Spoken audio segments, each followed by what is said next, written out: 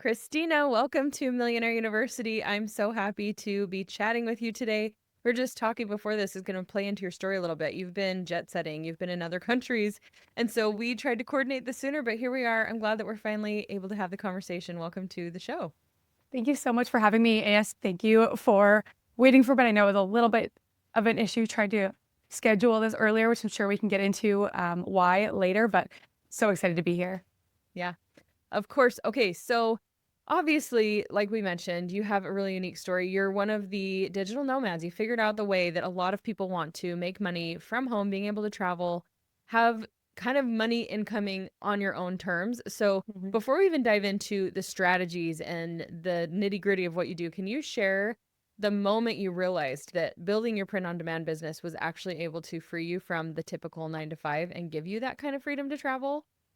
Yeah, so it kind of started out a little bit from like a different route. Like I'm huge on travel, always have been, always wanted to be a nomad, but the way that it moved into print on demand was almost a little bit differently. The first thing I was actually selling, my first like experience making money online was doing pet portraits actually on Etsy.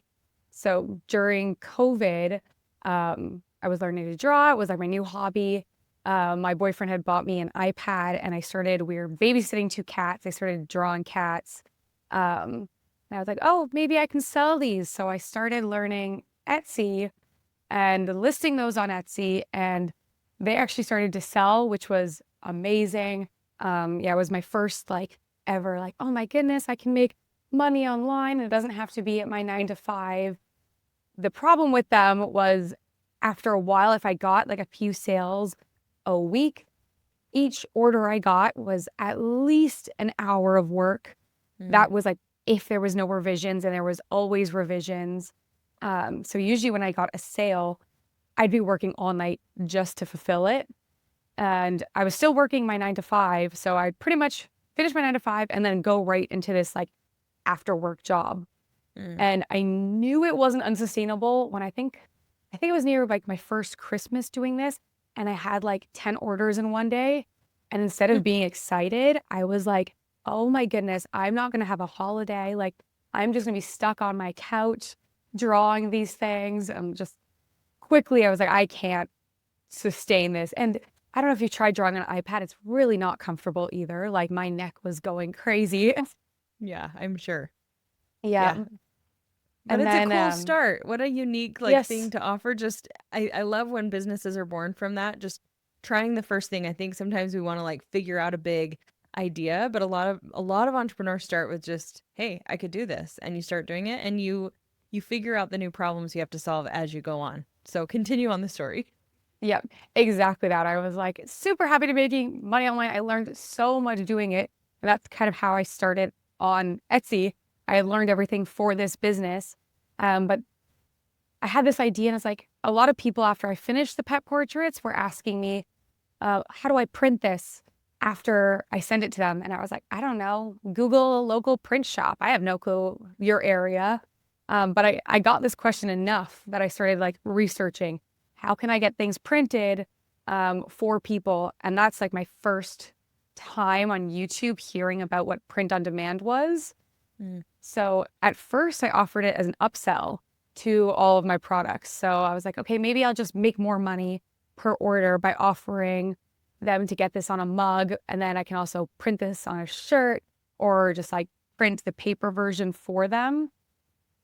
And that was working out. But after a while, still the kind of burnout from that hit. And had like that aha moment of like, if I can get things printed everywhere, what if I just stop doing customized orders as much and just focus on print on demand? And mm. that's when I really learned about print on demand and like what type of pre-made graphics sell on like t-shirts and mugs. And I started my secondary store. And then that's pretty much how I started getting into my print on demand business. Amazing.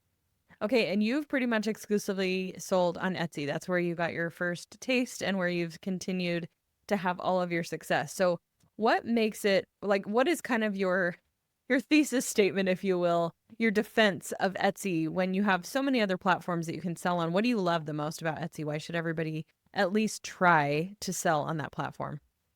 Yes. So I do now also sell on Shopify, but selling on Shopify now actually made me even more convinced that people should be starting on Etsy. Mm, Like, I don't think I would have been successful on Shopify if I did not have my Etsy store up first. mm, Etsy is where you can list things and you don't have to do marketing for them. You can just list things, make sure you're covering the keywords that people are searching on Etsy and make sales. Versus on Shopify, there is so much more extra work to running ads, running social media, doing email marketing. I do no marketing for my Etsy store at all. And it's still my biggest profit driver. It's the most passive income I make along any of my businesses. And as a beginner, it's very quick to learn. There's still a lot to it. There's so many nuances, but compared to every other one I've tried out there, as a beginner, I think it's the easiest to be successful. And then you really learn. And it also lets you test so many things. Like I mm, tested so many different niches in my store. Like when I first started, I didn't know exactly what I wanted to sell, like when it came to niches. And because Etsy is like inbound marketing, like people already on Etsy are typing in what they're looking for and you're providing what they're looking for, that you can cover many different searches that people have.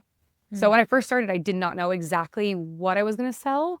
And I still have many different niches in my store. So long way to say, as a beginner, I swear by Etsy. I love it. Okay, so let's dive into that little strategy play right there too with I think again, we have this tendency to want to have it all figured out. We want to have the whole brand. And I love that when you're on these marketplaces where like you said it's inbound marketing, people come there specifically looking for it or Etsy kind of hmm does the work to optimize and make sure traffic is coming to their site to look through their product listings. So, with that being said, when you are getting started, there's not really this huge stress to have all of the things figured out. Like you can kind Yeah. of dabble. And so when it comes to like people coming across a product, is it more ideal to have everything in a niche eventually or are you seeing people who have success where you can have such a huge variety of stuff on your store it doesn't matter because each thing is optimized in and of itself? So you kind of need like some way to tie your store together.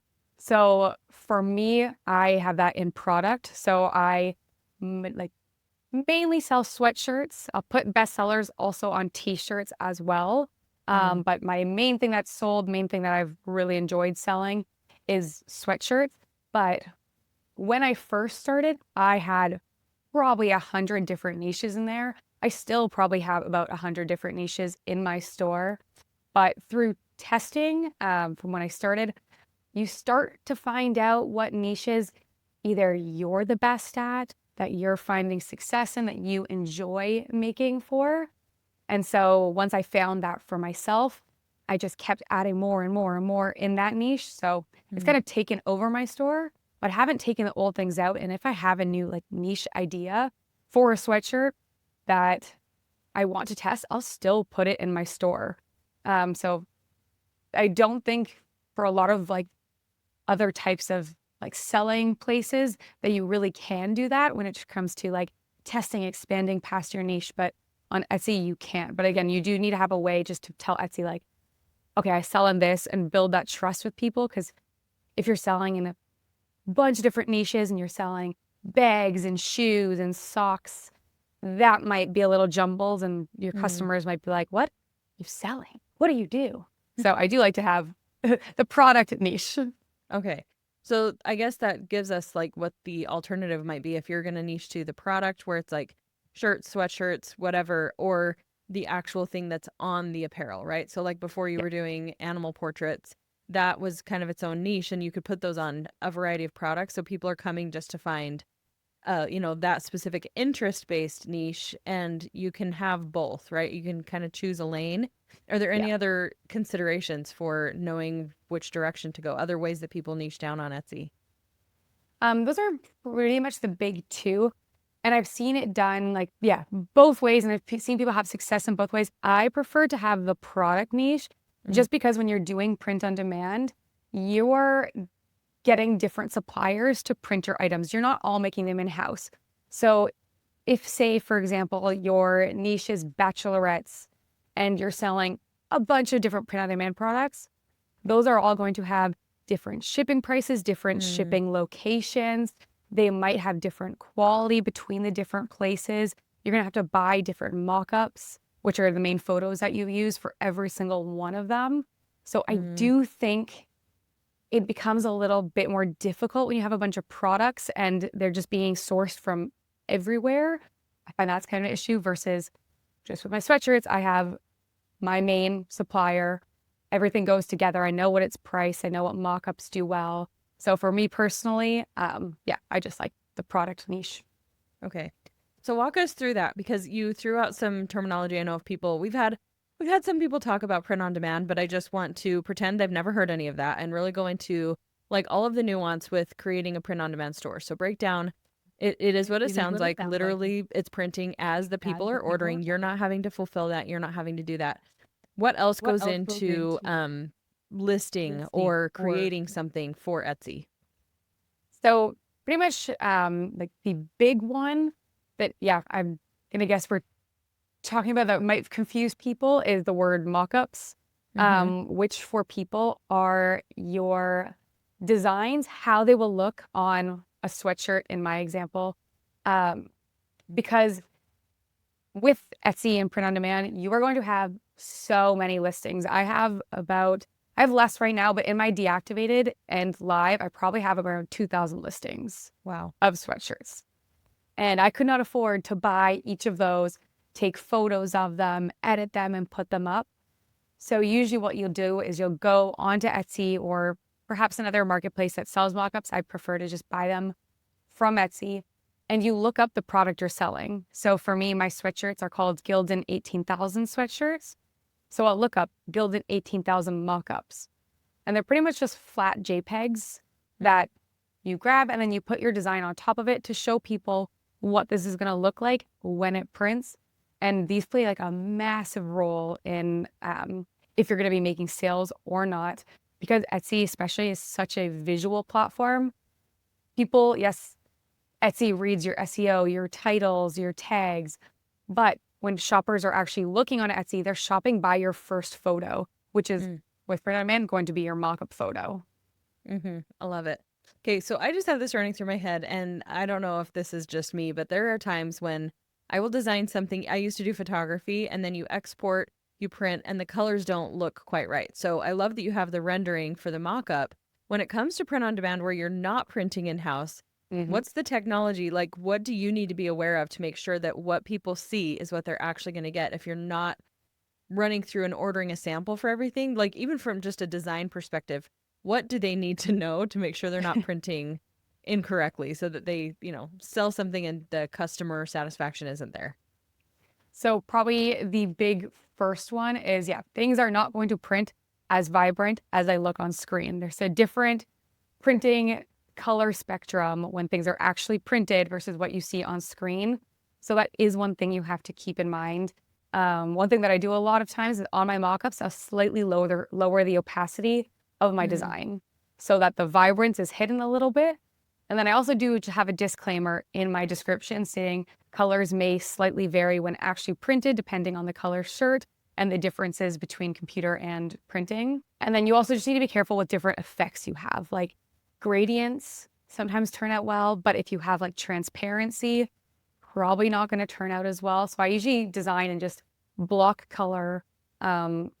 Keep my designs on the simpler side, which is another huge thing for print on demand and people just getting started. Like your designs don't need to be complicated. You don't need to put gradients, transparencies, massive text effects. Most of my bestsellers are extremely simple. Do you recommend, like, can we get the same good quality designing in Canva versus other platforms, like especially when you're just starting out? 100%. Everything I've ever done up until maybe this year has been just Canva. Now there's a new tool called Kittl. It's just a little bit more advanced version of Canva, but same thing. But I've built everything on Canva, so 100%. Cool. And there's like, I've heard people ask this, like, what's the copyright with that? Where you're maybe using, like, are you bringing in your own graphics? Are you buying graphics? Are you using what Canva provides for free or like a paid? Like, I always wonder this too. If I'm using I pay for the Canva membership and I'm using those upgraded things that I would have had to pay, one off for. And then I turn around and sell that design. Is that like completely okay? So you do have to read their licensing, but generally, as long as you're grabbing an element and you're adding something to it. So just think of the word element as being an element to your design. It is not your design. If you go Mm. into Canva and you grab one image and you blow it up and print on a shirt, that's against their terms of service. Mm. But if you're using it as a part of your design, that's okay. Now you've used it in part of a bigger design. Again, it's an element to your design, not the full design. And Canva will let you do that. In fact, nowadays, if you try to even export with only one element, they won't let you do it. So they're trying to Oh, block that even more. Um, interesting. so yeah, usually I'm always adding text, and then the little elements are very like small accents to my designs. Mm. Okay, cool. I love it. It sounds like there's, like you mentioned in the beginning, there's a lot of steps. You're going to have a learning curve. If you already have a proclivity for design, if you like creating, this is going to be a little less intensive for you.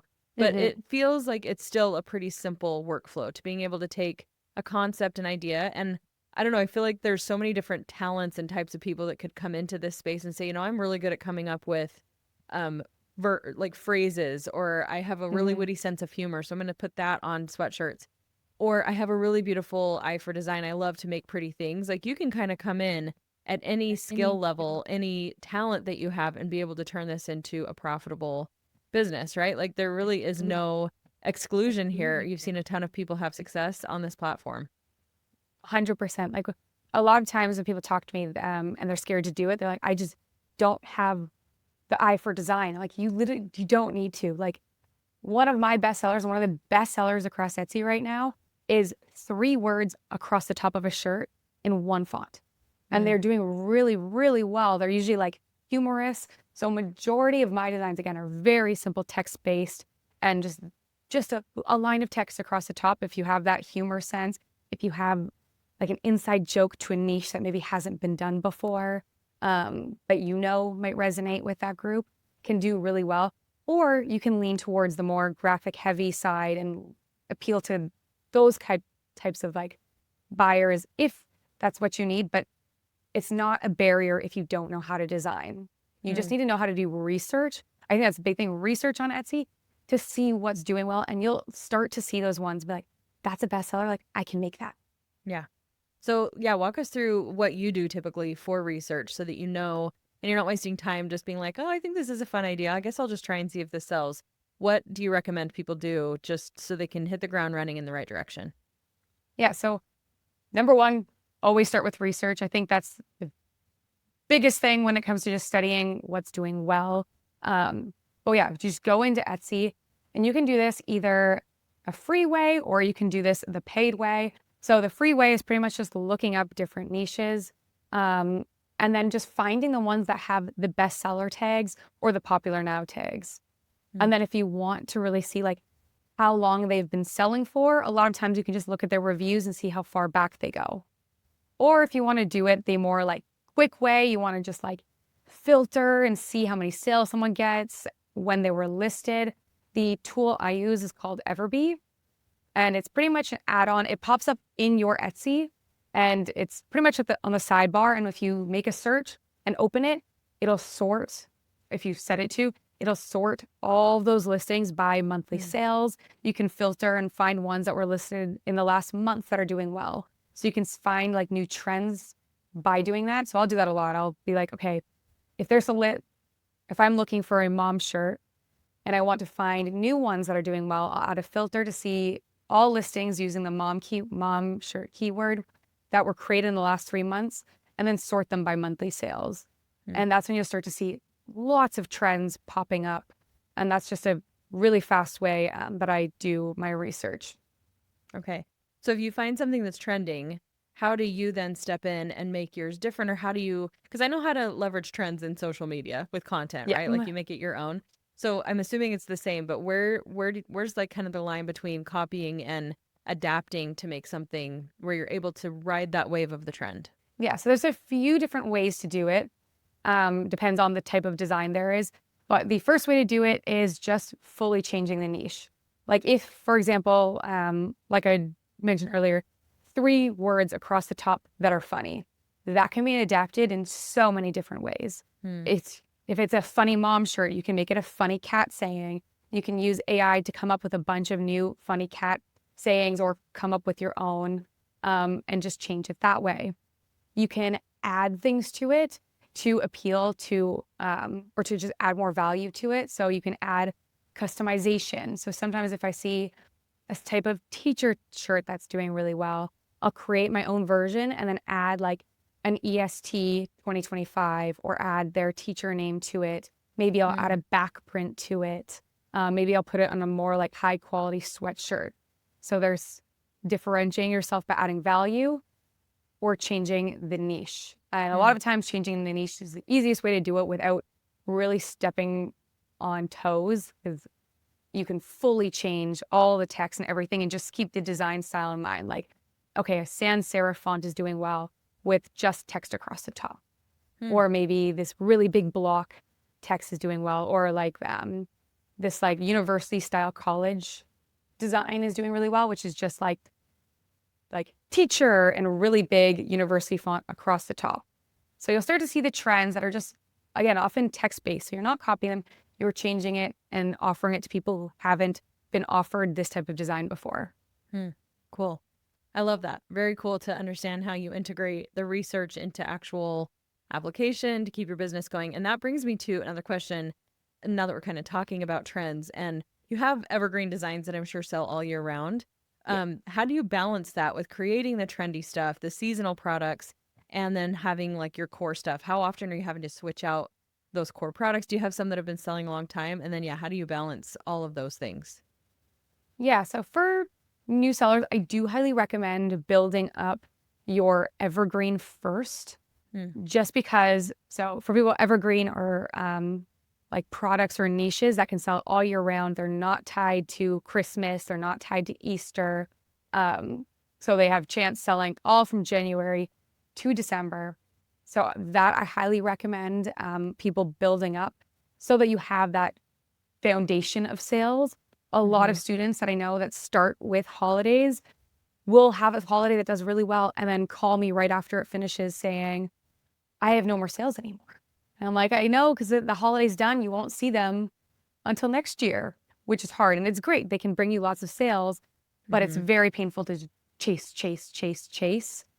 So a lot of the trends and the holidays that I go after, I know they're going to end. They're supplementary. I'm more trying to find evergreen bestsellers, which sometimes are combined with trends. Sometimes trends also last for a really long time. Last year, the coquette trend, which is that very like girly, there's lots of bows, pink bows. That started last year. I thought it would be like a short trend. It's still going so hard right now. Like most bestsellers are this coquette trend right now.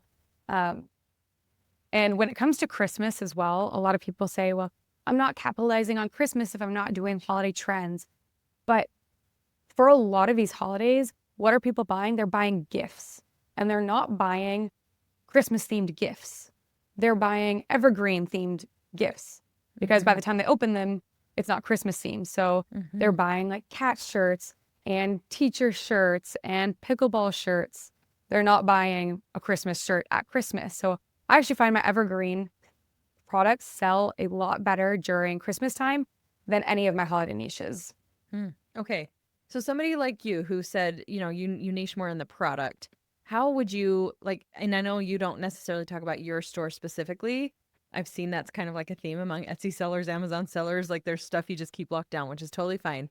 But even if you can think of maybe a student example or something, when you're looking at that, and I just immediately went to, how do you create that core niche, like those evergreen products, if you are kind of like only product based, right? Like without having necessarily a theme or whatever, is it just as simple as what you've said, where it's like, well, my core thing is just text, or my core thing is, do you know what I'm asking? Like, how do you figure out what those evergreen things are, even beyond just, okay, I sell sweatshirts? The fastest way to get up a lot of listings in like test niches is kind of what I call it.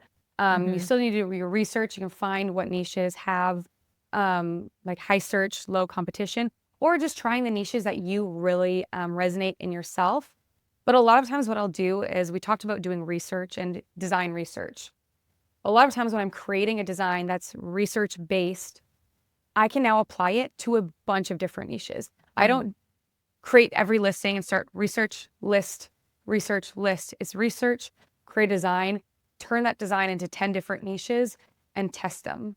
And now I start to see which ones get traffic, which keywords are working for me. And then it kind of starts that way. And now I can start seeing which ones are working, create more designs of that, changing up the wording just a little bit to apply to someone new. When I get a bestseller on a sweatshirt, that's when I'll also put it on a t-shirt, or maybe I'll try another product as well because it has history of doing well somewhere else. So it's kind of testing and then scaling what works. Okay. So I get excited. Sometimes it's dangerous where I sit because I get to hear about all people's businesses, and I've also always been looking for ways that I can leverage helping my kids start something that's very like, I don't have to micromanage it. And so, and we have a really witty family. Like, we can come up with a lot of funny things. I think that'd be a cool place to start. So if I'm starting, let's say I started this tomorrow, like, walk me through. I know we need to do research, but even like, at what point are we doing each stage to have the most success? And then I want to ask you some very specific Etsy platform questions, but just kind of like, I'm brand new to this. I know you teach other people. Where am I starting? Just give me, like, in order, the first 5 things I'm going to do. So probably the first thing is, one, you just want to learn the platform. And you can do that through, like, YouTube has so much nowadays. There's so much to learn, like even just watching like a 30-minute video on what is Printify, how it works with your store. And then the next step is obviously just setting up your store and setting up your branding. The good thing nowadays on Canva, on Kittl, you can just look up like Etsy branding, and they'll give you different templates for your store logo, your matching banner. You can use AI to help you come up with a name. You can keep your name super vague. You can change it later. Like, I changed my Etsy store name later when I actually knew my niche. Before, it was something like Christina Apparel. Super vague. I don't think your Etsy store shop name matters that much, especially if you don't know where you're going with it yet. With your storefront, make sure you set up everything. Set up your location, your policies, your about me. If your store is not complete, then Etsy doesn't really rank you that high. I kind of have a rule in Etsy, like, if they give you a place to put in information, fill it out, and they're going to reward you for that. So definitely make sure that you're doing that. Okay. And then just start learning. Like, even just create a basic design. Like I said, maybe just a text-based design, and learn how to list that from Printify to Etsy. It does not need to be perfect at all. I ask a lot of people when they're first starting, I don't want you to expect your first design to be perfect and have that as a barrier to you starting. Because a lot of people will overthink their first design, overthink their first SEO and everything, and have that stop them, when in reality, just doing is what is going to give you the learnings to get better. Every single time you list, you're going to get faster. You're going to get better. Cool. Yes. And then actually go just list it. Just throw it up there. Yes. And cross your fingers. Not really. Well, and that does bring me to my next questions, because I know you've mentioned Etsy is going to basically reward you for filling everything out. And I know everybody listening is probably just as guilty as I am when you have to fill out intake forms or you're setting up a new profile or something. We always skip certain sections, and we're like, I'll come back to that when I have the brain space. So it's good to know, like, just see it through, set it up completely and fully when you are new. Like, and again, I love that you're saying don't have that be a barrier of entry. Just get a listing up. There's a lot of people who think, okay, I listed, now I just sit here and wait for sales. We know that there has to be a bunch of stuff, like, get going on there, put more things out there. When you are a brand new seller, though, you have this brand new storefront. Like, what else can you do to optimize so that you are actually going to see some kind of traction come through versus somebody like you who's been on there for years and years and you already have that reputation? Like, what can I do as a brand new Etsy seller to actually get sales when I don't have reviews, testimonials, that kind of thing? Yeah. So when you're first starting, yes, just get listings out, test. Once you think you are like, okay, I should be getting sales. Yes, not having reviews is often a really hard part of starting as a new store. So as a new store, that's when I'm reaching out to my friends and family. Mm. You have to be a little bit shameless. I know I didn't want to be when I first started either. Like I didn't tell anyone when I started on YouTube. I didn't tell anyone when I started on Etsy. But I had my husband buy from me, from a few friends. I had them purchase from me. And even if it's not a product you exactly sell, ask your friends, what would you like on a t-shirt? And create that for them. Mm. If they wanted it, maybe that's a new idea for you to have in your store and have them purchase from you. And that also really, really helps you understand what the back end looks like so that when you get a sit on like an actual, your first organic sale, you're not like, oh my goodness, I don't know what this process is and I'm freaking out. You've already seen it. And if something goes wrong, it's your friend. They know you're just starting. So that can help a lot. Just getting, those first reviews from friends and family. Ask for honest reviews. Do not purchase from yourself. That is against Etsy terms of service. Don't leave yourself reviews. Have friends and family reach out to your networks. You can also post in Facebook groups. Not something that I've done. But yeah, usually just getting those first few can really, really help. Just gain some credibility. And then a big thing is in your listing, I like to think about possible objections someone might have from purchasing from me. As a brand new store, someone's big question might be, I don't know if this is going to be good quality or not. So perhaps as a new store, in one of your listing photos, you have a thing saying like quality guarantee, and you offer refunds and exchanges as a brand new store, so that if people are a little hesitant to purchase from you, they have that guarantee at least that they can get their money back. And state something like, I highly value customer service and making sure all my customers are extremely happy with their product. Please message me if you are unhappy. That way you get messages before someone leaves a bad review. You might get a few more sales. And then if you don't want to offer refunds and exchanges, you can turn that off later down the road. But that might help kickstart some of your beginner sales. And then some people even recommend doing Etsy ads as a beginner. I just say, if you're starting Etsy ads, think of it as testing and not necessarily that it means it's going to be profitable for you. My Etsy ads are not profitable. So as a new store, if I was doing a new store, I would use them just to maybe kickstart some sales, test what mockups are doing well, like which to get a better click-through rate between like two different first photos that you're trying. But don't expect them to be like a main profit driver. I very much rely on just organic sales completely for my Etsy store. Okay, cool. Good to know. Love all of those tips. And, it's the basic stuff, right? Launching any kind of business. Yep. It's never a bad idea to start with some of your friends and family. And I love that you even mentioned test the process. See what it's like when the order comes through so you're not freaking out because you've never seen it happen before. Yep. I've definitely done that before, even with digital products. You put things out and you're like, thank goodness it was somebody I knew who bought it, because they're like, it didn't work. I didn't get my email and this didn't happen. And I'm like, oh my goodness. Yeah, I had tested it, but it's so helpful to have somebody else who's not like stuck in the weeds of it. And then also thanks for the advice not to order from yourself. Don't like try and rig the system because you don't want to doom your business before it begins. Yep. Don't get it shut down. Yeah.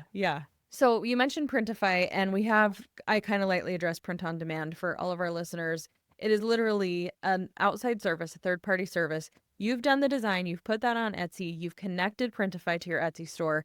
Somebody comes on and orders. What else is really even your responsibility at that point? That's the beauty of it. That's kind of it besides customer service. Like when you start print on demand and you get that first sale, like I've had students be like, what do I do now? I'm like, you do nothing. You just chill. And they're like, what? Like as a beginner, you do need to go, okay, you get an Etsy sale. It's your first time. You need to go into Printify and make sure it actually shows up, just to confirm that everything you did to set up the connections between the two, which is pretty simple, but that it's actually showing up there. Give it a few hours. If it's not, then there's an issue and you need to figure out why they're not linked. It might be your setup, but yeah, pretty much once you get a sale, it automatically gets sent to Printify. They automatically print and ship it for you. They mark your Etsy listing as complete, and they'll upload the tracking information to your Etsy listing. So you don't have to do anything. Now that I get a bunch of sales, like I don't check anything unless I get a customer service message. I'll just sometimes go into my Etsy or my Printify. There's a thing called other orders and make sure no orders went there because usually that means they're not linked correctly. But that's the beauty of it. And something that's really hard to get used to when I was used to doing an hour of work every single time I had an order before. Yeah. I mean, that's how you're able to have the lifestyle that you have. Before we get into that, because I want to walk people through what that looks like now that you're at this point, how long you've been doing this. But as you're picking, like Printify obviously vets and has different varying degrees of quality. And so did you personally go on and like order some samples to see, at least for the material, just because you're like, I'm going to be printing hundreds of these, I'm going to be sending customers. Did you sample them just for material? Did you sample some with your designs so that you could just see the quality that you're getting? And then is there a difference in even like your profitability? Do you see Etsy sellers who are choosing like lower quality so that they have higher profits, or is it pretty relative? So first of all, yeah, I did get samples.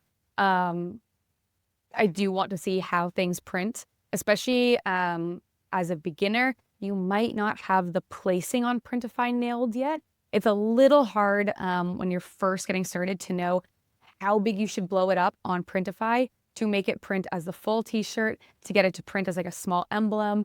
I've had a few where I thought it was going to be like this big and then it actually ended up being like this large on this shirt.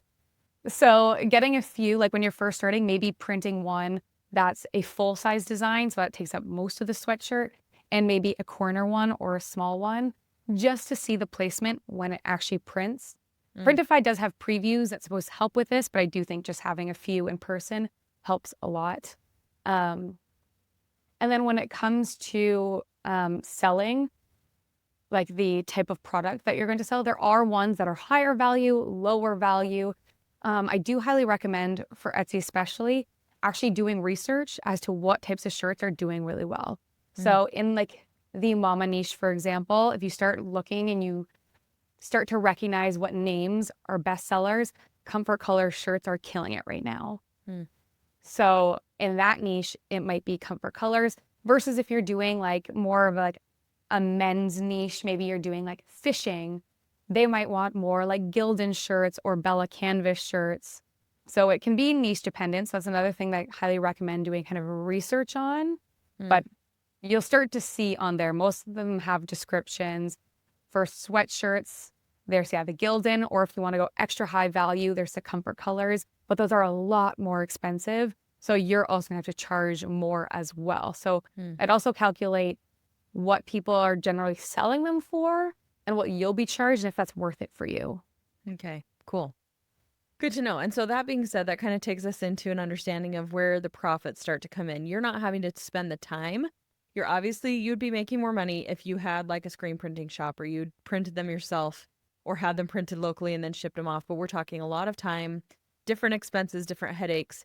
So for people who want to be able to have more of that freedom lifestyle with their business, this is really ideal. You're just looking at more like, I mean, what on your best seller, and I don't mean like the one that sells the most, but even like what is your greatest margin of how much you're making per product right now?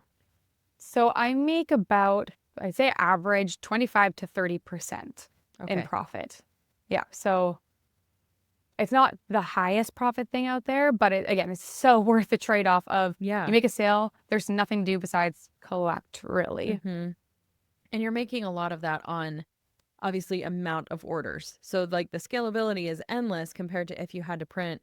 You really do kind of have a cap and a limit, and then you have additional expenses with hiring people. Yes. So yeah, that's good to know. So 25 to 30%, I'm assuming like sweatshirts are selling for like 30 to 50-ish dollars, somewhere in that range. So yeah, if you're on the go and you could be out to lunch and make one sale and that's paying for lunch, right?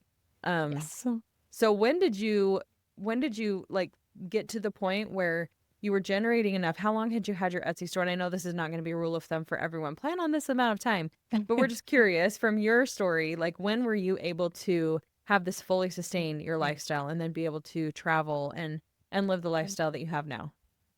Yeah. So I started in, I think like mid towards the end of 2021.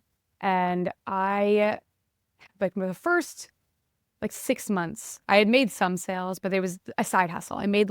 There was like many months where I just made $300 profit, which was more than I was expecting from this. I do remember there was a time where had started a new 9 to 5 and I hated it. It was Mm-hmm. working in. I was like, it was like the first time in my life where I was like, oh my God, I need out of this. Like, Mm-hmm. this is horrible. The pet portraits weren't sustainable. I hate my 9 to 5. So it's like, hey, my print on demand's starting. It's somewhere. I see this work, but I'm not spending that much time on it. I'm going to really dedicate time towards this. And in a few months, this was around September. So there was a September, October where I went just crazy on designing. And I had found kind of what worked for me and really started. I think I had probably about like 500 to 600 listings at this time. And during the November, December of that first year, so this was about, okay, so I must have started early in the year because the first November and December, I started passing how much money I was making at my 9 to 5. So I remember I made about 10,000 and then 12,000 profit. Wow. So the last 2 months of the first year that I had started. But I had known from previous things and talking to people like Q4 does not equal Q1, which Mm-hmm. is the end of the year. Christmas buying does not carry over into January, February. So I had told myself, okay, if I can maintain 10 sales a day in January and February next year, then if I quit my job, I can probably spend enough time on this to make this a full-time income. Mm. And luckily, with the way that Etsy works and the ranking system, and the fact that I was building evergreen products, the sales that I was getting during Q4 did make me rank higher going into January and February. So I was still higher than earlier that year. And I was actually maintaining about 10 to 15 sales a day after Q4, which for me was amazing. I still remember being a little hesitant to actually quit. And then I went on a trip, and I'm very lucky in that my now husband's friends are very entrepreneurial, and some of my friends as well. And we were on a trip, and during the trip, they were like, why aren't you quitting? Why aren't you quitting? You're making enough money. Like, and every morning he'd be like, did you quit your job yet? And I was like, no, I'm a little scared. He's like, you're going to quit your job by the end of this trip. And then I did it because I was making more money on my Etsy, working it part-time. And it's Wow. just been scaling up since. So to keep it going now at this point, what does your typical work week look like? Because you are able to travel, you're able to work from anywhere. So is it just a matter of customer service, like you said? Have you outsourced that at all to where you have somebody even managing that? Like what are we looking at a few years down the line, 4 years down the line from when you started? Yeah. So I like to work, but I don't want to be the person who works like burn out, like wake up at 4 a.m. and work till midnight. So I outsource now my customer service. I pay a virtual assistant to help me with that. Mm. So she takes that over. I've taught her how to do all my listing as well. So I walked her through the process, how I list my designs. So now I just design and I send it over to her, and she'll do the listing portion of it. I'll double check it. And then she handles customer service. So then I can just focus on growth stuff. Either like I had freed up enough of my time that I was like, okay, I guess I'm going to learn a new platform, which is why I started learning Shopify and trying to scale that way. But I'm Mm. still adding designs like over my week, adding designs to Etsy. And then sometimes if it fits in my Shopify niche, adding it there as well. But yeah, I'm still adding to my store. Things change. The best sellers will change over the years, 100%. So you do need to keep adding to your store. And Etsy also rewards people that are active in their store. So I'm continuously adding to it, but it has freed up a lot of my time. And it's the reason I'm able to travel for a few months every year. Amazing. And in addition to that, you also teach, right? Like you're coaching other people in having their successful Etsy stores. So that's kind of another branch of income that you've built for yourself as well. I Yeah. love that anytime we acquire a skill, there's always going to be different levels we can take that. Like you could just 10x what you're doing on Etsy, which you probably, have the systems built in place that you've been able to do that, which is why you are where you are now.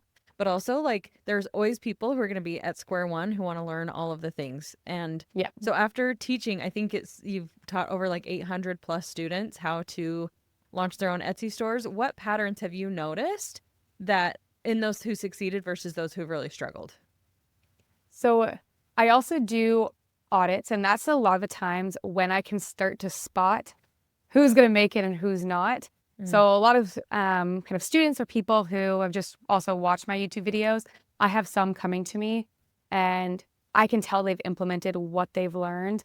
And with every listing, they're getting better and they're trying. And I can tell as well when someone's done research, when they've seen what mock-ups do well, seen what designs do well. And then for other people, I can see when they've kind of just done the bare minimum and sent it to you for help. And a lot of times as people, when you give them a lot of feedback, they don't really want to implement it as much. So I think it's a matter of want and how much time you're actually willing to put into it and how much fun you're having as well. For some people as well, when I talk to different students, the ones who use the word fun and join me for our co-working hours and we chat and we work in our stores, they really enjoy it and they're the ones who make sales versus I know some who either like, even my sister had tried doing this and she had been making sales and she hated it. Even getting a sale, she's like, I just don't want to design. She's like, I don't care about customer service. I was like, you need to stop then. Like this might be work for you, but the further you go into doing this thing you don't like, the further you're burying yourself into a hole that you hate. So you need to make sure when you're putting in the effort and going through the process that you love it because you're going to be doing more of it in the future. So if you're starting and you hate it and it's like pulling out nails, just don't do it. Good advice for any entrepreneurial endeavor, right? Like give it a try if you're not enjoying it in the early stages, not to be confused with like the work and the time that has to go into building something the first time. But if you still just hate it, even when you're having success, it's time to pivot, find something else. Thankfully, our listeners are in the right place if they're looking for business ideas because we have experts like you who can share with us the ins and outs. That being said, where's the best place for people to connect with you? You mentioned you have a YouTube channel. Is that the best place to go and learn more from you, connect with you? Yep. So I'm on YouTube and TikTok at CU, which is initials CU online. Amazing. Okay. You guys go check that out. Thank you so much, Christina, for giving us all the little nitty gritty steps, strategies, explaining it to us like we are kindergartners who are learning how to start an Etsy business, which many of us are, which is, there's no shame in that. You have been wonderful. We appreciate your insight and knowledge. Awesome. Thank you so much for having me. This is so much fun.